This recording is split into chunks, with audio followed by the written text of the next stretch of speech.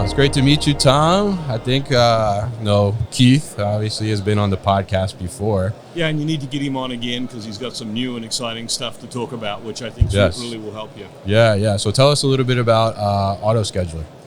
AutoScheduler came from an idea that Procter & Gamble had some years ago, and we sat in a room and worked out how to make that idea into something real. And the problem is simple. We've got a number of people in a warehouse that have to do the controlling of the warehouse management system. They're the folks who make the decisions and say, hey, we load this now, we unload this later. The challenge is that some people are good at it, some people aren't so good at it. And so it's a really, really difficult problem, as you're well aware. Right. So that was sort of phase one, and I was involved in that. Phase two is what Keith's done, and he's taken this to a whole new level, okay?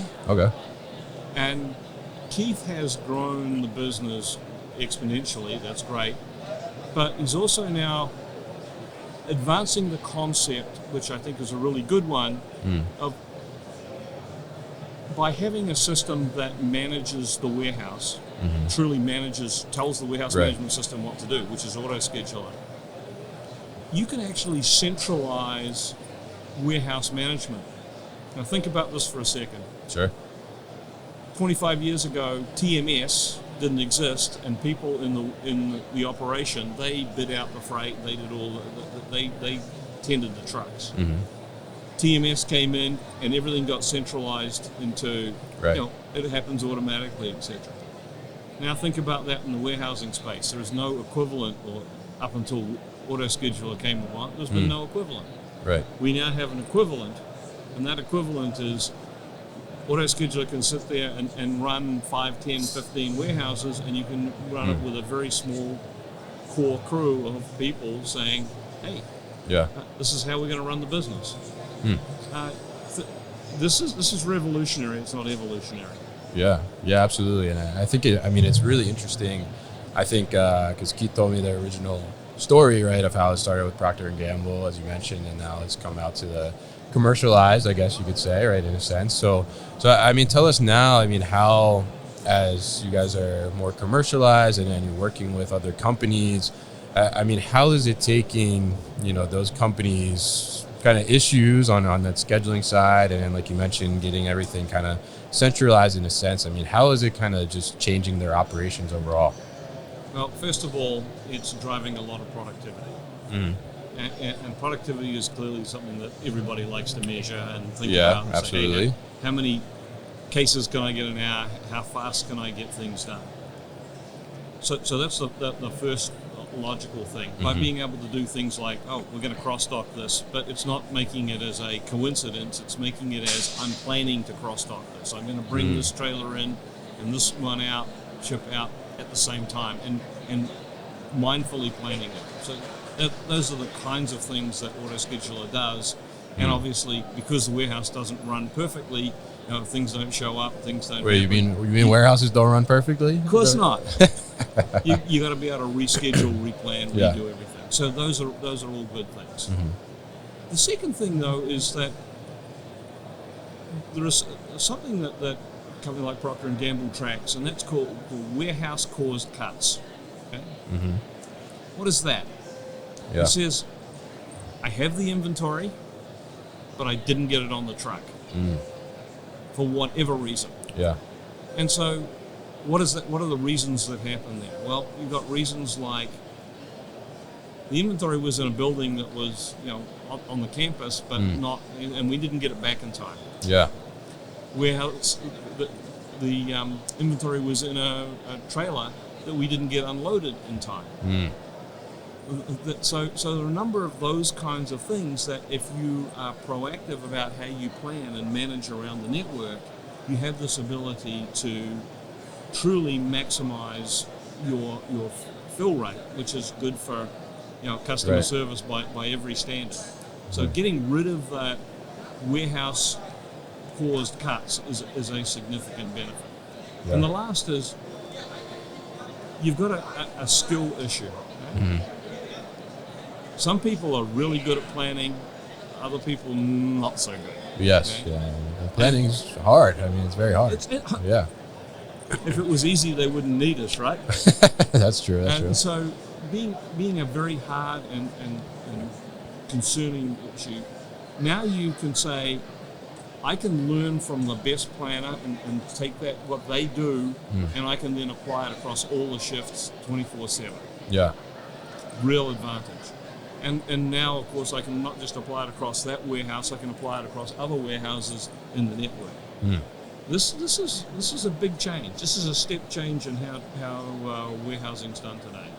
Yeah, absolutely. And I think it's such an interesting point that you point out there about the warehouse cause cuts, right? And I mean, it sounds like if you just think about it in general, it's like, oh, we didn't unload the truck in time. Like you think in your mind, like, oh, how's that possible? Like, it was there. Like, why couldn't we get it, right? But there's so many moving parts, and if you don't have that kind of visibility or that coordination from a system side or even just visibility in general to have that understanding around the orchestration of everything that's going around, it's very hard to be able to make that move and make that shift to be able to make that happen. So, I mean, essentially, AutoScheduler is allowing for that to happen, right?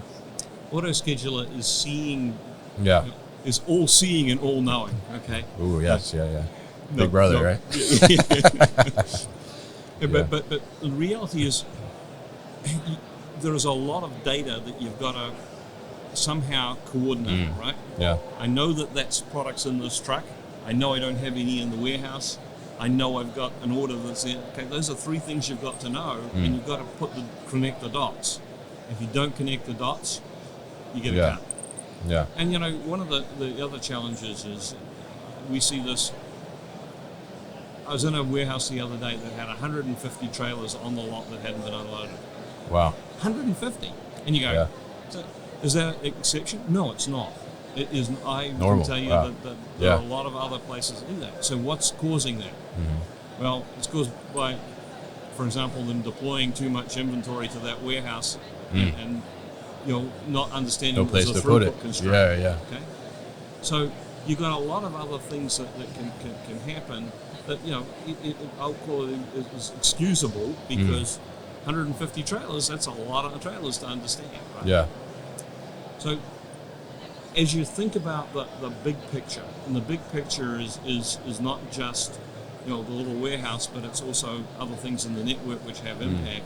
Right. You really have the opportunity here as you think about these things in a more global way. Yeah, absolutely. And I think it's so important to be able to gain that visibility. I mean, because what we've been saying here, I mean, just that efficiency gain and productivity improvement.